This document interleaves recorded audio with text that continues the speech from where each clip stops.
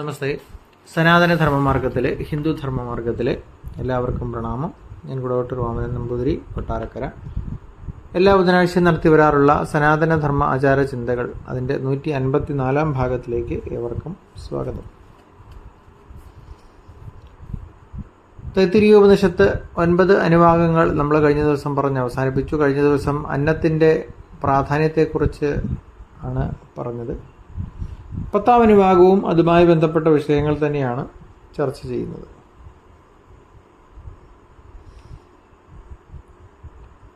അപ്പോൾ ഏതൊരു വ്യക്തിയും ഏത് രീതിയിലും അന്നത്തെ പ്രാപിക്കേണ്ടതിൻ്റെ ആവശ്യകതയെക്കുറിച്ചൊക്കെ നമ്മൾ കഴിഞ്ഞ ദിവസം പറഞ്ഞു. അതിഥിയെ അന്നം നൽകി സ്വീകരിക്കണം എന്നൊക്കെ പറഞ്ഞു. അതിഥിക്ക് വേണ്ട ഉപചാരങ്ങൾ നൽകുക, അതത് സമയത്തുള്ള അന്നങ്ങൾ നൽകുക, ഇതൊക്കെ അല്ലെങ്കിൽ ഇതിൻ്റെയൊക്കെ പ്രാധാന്യത്തെക്കുറിച്ച് നമ്മൾ കഴിഞ്ഞ ദിവസം പറഞ്ഞു.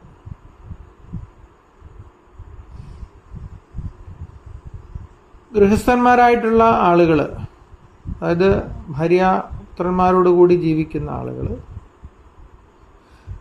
അവശ്യം അനുഷ്ഠിക്കേണ്ട ഒന്നാണ് നൃയജ്ഞം. പഞ്ചമഹായജ്ഞങ്ങളിൽ ഒന്നായിട്ടുള്ള നൃയജ്ഞം. ആ നൃയജ്ഞം എന്ന് പറയുന്നത് അതിഥി പൂജനം തന്നെയാണ്. വിഷ്ണു പുരാണത്തിൽ പറയുന്നു, വീട്ടിൽ വരുന്ന അതിഥികളെ ദേവന്മാർക്ക് തുല്യം പൂജിക്കണമെന്ന്. ഒരു അതിഥി ഗൃഹത്തിൽ വരുമ്പോൾ ഭക്ഷണം കൊടുക്കാതിരുന്നാൽ പല ആപത്തുകളും ഉണ്ടാകുന്നതായിട്ട് പറയുന്നുണ്ട്. അതുപോലെ തന്നെ അതിഥിക്ക് പഴകിയ ആഹാരങ്ങൾ കൊടുത്തു കഴിഞ്ഞാൽ വരുന്ന അതിഥിയുടെ പാപം മുഴുവൻ നമ്മൾ അനുഭവിക്കേണ്ടി വരും. നമ്മളിൽ പുണ്യമുണ്ടെങ്കിൽ അത് അതിഥി കൊണ്ടുപോവുകയും ചെയ്യും എന്നും പറയാറുണ്ട്. അതിഥി ദേവോഭവ എന്ന് നമ്മളെല്ലാവരും കേട്ടിട്ടുണ്ട്. അതിഥിയെ ഈശ്വരനായിട്ട് കാണുക. അവർക്ക് വേണ്ട സൗകര്യങ്ങൾ, ഭക്ഷണങ്ങൾ ഒക്കെ കൊടുക്കേണ്ടത് ആതിഥേയന്മാരുടെ കടമയായിട്ടാണ് പറയുന്നത്. അതുകൊണ്ട് ഏത് സമയവും അതിഥി വരുമെന്ന് വിചാരിച്ച് കുറച്ചധികം ഭക്ഷണം എപ്പോഴും കരുതണമെന്നും സൂചിപ്പിക്കുന്നു. മറ്റൊന്ന്, അതിഥിയെ പൂജിക്കുന്നതിലുള്ള മനോഭാവം. ഏതൊരു മനോഭാവത്തോടു കൂടിയാണോ അതിഥിയെ പൂജിക്കുന്നത് അതനുസരിച്ചുള്ള ഫലവും ആതിഥേയന് ലഭിക്കും എന്നുള്ളതാണ്. നമ്മളൊരു ഭക്ഷണം പാകം ചെയ്യുമ്പോൾ അത് കഴിക്കുന്ന വ്യക്തികളെക്കുറിച്ച് ചിന്തിക്കുകയും അവരിലുണ്ടാകുന്ന സന്തോഷത്തെക്കുറിച്ചുമൊക്കെ ആലോചിച്ചുകൊണ്ട് ഈ ഭക്ഷണം വളരെയധികം നന്മയാർന്ന, നാവിന് രുചികരമാർന്ന, ശരീരത്തിന് ഊർജത്തെ പ്രദാനം ചെയ്യുന്ന ഭക്ഷണമായി തീരണം എന്ന് പ്രാർത്ഥിച്ചിരുന്ന ഒരു സംസ്കൃതിയാണ് നമുക്കുള്ളത്.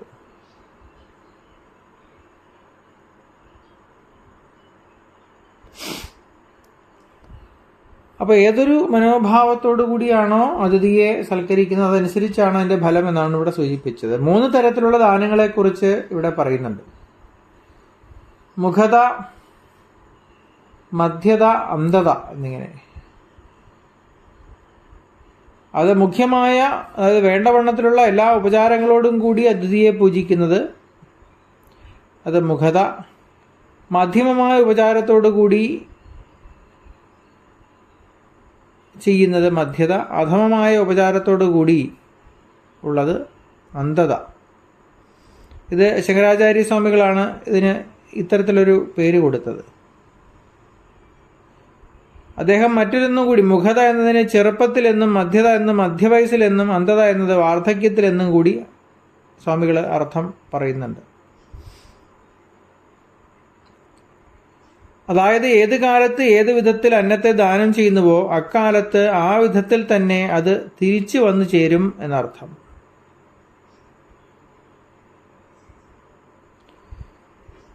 ഇനി 2ാം മന്ത്രത്തില്, 10ാം അനുഭാഗം 2ാം മന്ത്രത്തില് ബ്രഹ്മോപാസന രീതികളെ കുറിച്ചാണ് പറയുന്നത്. എന്തിനെയൊക്കെ ബ്രഹ്മമായി കണ്ടുപാസിക്കണം. ഇപ്പോൾ ശരീരത്തെ സംബന്ധിച്ച് ഇന്ദ്രിയങ്ങളിലും പ്രകൃതിയെ സംബന്ധിച്ച് ഓരോ ബാഹ്യ പ്രതിഭാസങ്ങളിലും കാണുന്ന പ്രവർത്തനങ്ങളും ശക്തിയുമെല്ലാം ബ്രഹ്മത്തിൽ നിന്നുണ്ടാകുന്നതിനാൽ എല്ലാം ബ്രഹ്മമായിട്ട് ഉപാസിക്കണമെന്ന് പറഞ്ഞിരിക്കുന്നു. നാം നിത്യജീവിതത്തിൽ ഉപയോഗിക്കുന്നതിനെ മുഴുവൻ ബ്രഹ്മമാണ് എന്ന് കണ്ട നമ്മൾ ഉപാസിച്ചാൽ, അല്ലെങ്കിൽ നമ്മുടെ കർമ്മങ്ങൾ അനുഷ്ഠിച്ചാൽ,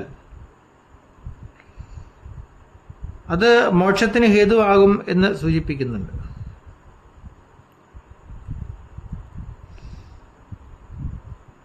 യോഗമെന്നാൽ ലഭിക്കാത്തതിനെ ലഭിക്കുകയും ക്ഷേമമെന്നാൽ കിട്ടിയതിനെ സംരക്ഷിക്കുകയുമാണ് എന്നിവിടെ സൂചിപ്പിക്കുന്നു.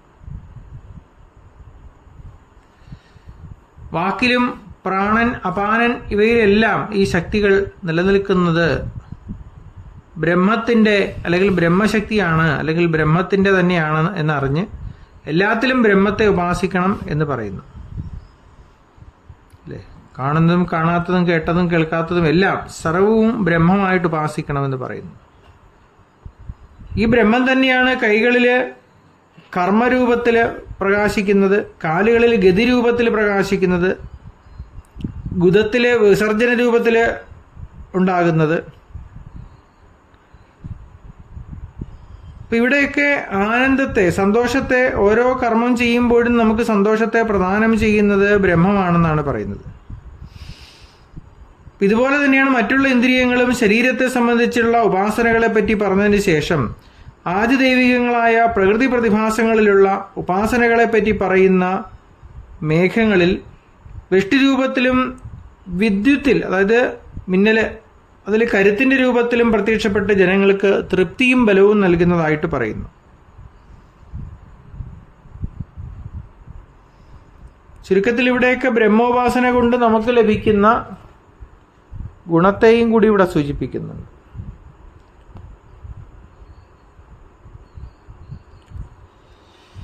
ഇനി മറ്റൊന്ന്, ബ്രഹ്മം പല രൂപത്തിൽ എങ്ങനെയാണ് നമ്മളിൽ വസിക്കുന്നത് എന്ന് സൂചിപ്പിക്കലാണ്. ഇപ്പോൾ പണ്ടൊക്കെ ധാരാളം പശുക്കളുണ്ടെങ്കിൽ അയാൾ അതിസമ്പന്നനാണ്. പശുക്കളുള്ളവൻ കീർത്തിമാനായിട്ടാണ് പണ്ട് കണ്ടിരുന്നത്. അപ്പോൾ നക്ഷത്രാദി ജ്യോതിഷുകളിൽ ഉള്ള പ്രകാശം ബ്രഹ്മത്തിൽ നിന്നാണ് എന്ന് പറയുന്നു.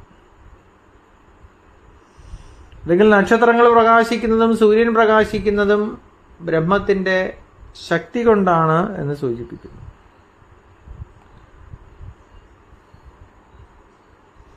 ഇപ്പോൾ സന്താനോൽപാദനം നടക്കുന്നതും ബ്രഹ്മത്തിൻ്റെ ശക്തി കൊണ്ടാണ്.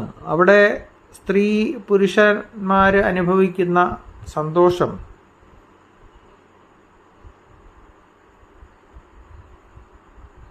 അത് ബ്രഹ്മാനന്ദമായിട്ടാണ് പറയുന്നത്.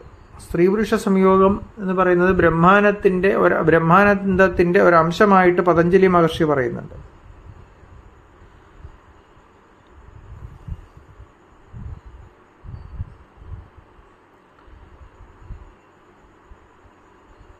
അതുപോലെ ഉപസ്ഥം കൊണ്ട്, ലിംഗം കൊണ്ട് സന്താനോൽപാദനം നടത്തുമ്പോഴാണ് പിതൃക്കൾക്കുള്ള കടം നമുക്ക് വീട്ടാൻ സാധിക്കുന്നത്.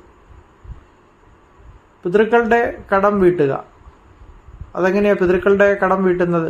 അവർക്ക് ബലിയാദി കർമ്മങ്ങൾ ചെയ്യുക, അവർ പറഞ്ഞ കാര്യങ്ങളെ അനുസന്ധാനം ചെയ്ത് ജീവിക്കുക. അപ്പോഴാണ് പിതൃക്കളോടുള്ള കടം വീട്ടുന്നത്.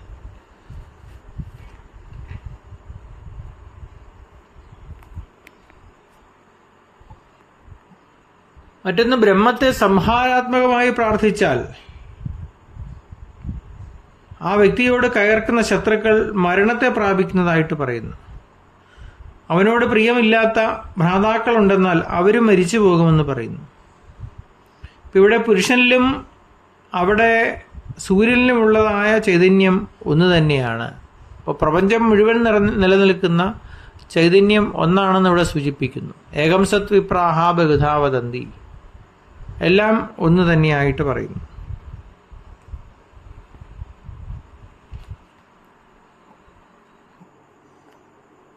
മറ്റൊന്ന്, നിർഗുണവും നിരാകാരവും നിരുപാധികവുമായ ബ്രഹ്മമാണ് താനെങ്കിലും സഗുണവും സാകാരവും സ്വാഭാവികവുമായ ഭാവത്തിൽ അന്നവും പ്രാണനും ആയിത്തീരുന്നതും താൻ തന്നെയാണ് എന്ന് ബോധ്യമുള്ളതിനാൽ വ്യാവഹാരിക ദശയിലുണ്ടാകുന്ന ശോകം, മോഹം ഇവയ്ക്ക് അവൻ അധീനനാകുന്നില്ല. ഞാൻ അന്നമാകുന്നുവെന്നും അന്നാദമാകുന്നുവെന്നും ഇവിടെ പറയുന്നത് ബ്രഹ്മവിദ്യ കൊണ്ടുണ്ടാകുന്ന ബ്രഹ്മഭാവത്തെ സ്തുതിക്കുന്നതിനായിട്ടാണ്. ചുരുക്കത്തിൽ അമൃതഭാവം തന്നെയാണ് താൻ. ആ താൻ ബ്രഹ്മമാകുന്നു എന്ന് പറയുന്നു.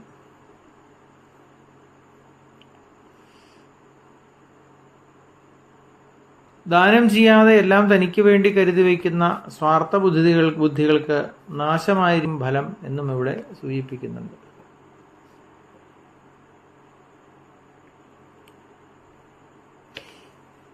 ചുരുക്കത്തിൽ പ്രകാശസ്വരൂപനായ താൻ തന്നെയാണ് പ്രപഞ്ചത്തിൻ്റെയും സൃഷ്ടി സ്ഥിതി സംഹാരങ്ങൾക്കും കാരണമായിട്ടുള്ളത് എന്ന് പറയുന്നു. ഈ പ്രപഞ്ചം പ്രകടമാകുന്നതും നിലനിൽക്കുന്നതും ലയിക്കുന്നതുമെല്ലാം തന്നിൽ തന്നെയാണ് എന്നും ഇവിടെ സൂചിപ്പിക്കുന്നു. അപ്പോൾ ഇത്തരത്തിൽ ബ്രഹ്മ സാക്ഷാത്കാരത്തിലെ അനുഭൂതിയെക്കുറിച്ച് വിവരിച്ചുകൊണ്ടാണ് ഈ ഉപനിഷത്ത് അവസാനിപ്പിക്കുന്നത്. ചുരുക്കത്തിൽ ഇവിടെയെല്ലാം ബ്രഹ്മത്തിൻ്റെ ബ്രഹ്മഭാവത്തെയും അതിലെ പല തരത്തിലുള്ള ഉപാസനകൾ സ്വീകരിക്കുമ്പോഴുണ്ടാകുന്ന പ്രശ്നങ്ങളെക്കുറിച്ചുമൊക്കെ ഇവിടെ സൂചിപ്പിക്കുന്നുണ്ട്.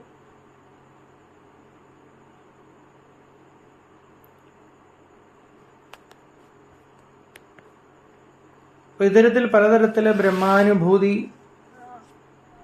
അനുഭവിക്കുന്നതിനെക്കുറിച്ച് വിവരിച്ചുകൊണ്ട് എല്ലാവരും അതനുഭവിക്കാൻ ഇടവരട്ടെ എന്ന് പ്രാർത്ഥിച്ചുകൊണ്ട് ഈ ഉപനിഷത്ത് അവസാനിക്കുകയാണ് ചെയ്യുന്നത്. ഒടുവിലായിട്ട് ശാന്തി മന്ത്രവും കൂടി ചൊല്ലിക്കൊണ്ട് അവസാനിക്കുന്നു. ശന്നോ മിത്ര സംവരുണ എന്ന് പറയുന്ന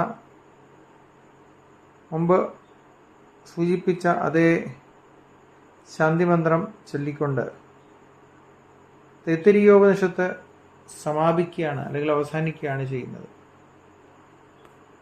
ഇവിടെ ബ്രഹ്മഭാവത്തെക്കുറിച്ചും അന്നമാഹാത്മ്യത്തെക്കുറിച്ചും അന്നം ബ്രഹ്മമാകുന്നതിനെക്കുറിച്ചും ബ്രഹ്മോപാസനയെക്കുറിച്ചും ബ്രഹ്മാനുഭൂതി നേടുന്നതിനെക്കുറിച്ചും ഒക്കെ വളരെ വ്യക്തമായി ഈ ഉപനിഷത്തിലൂടെ നമുക്ക് മനസ്സിലാക്കാൻ സാധിച്ചു എന്നുള്ളതും ഈ ഉപനിഷത്തിൻ്റെ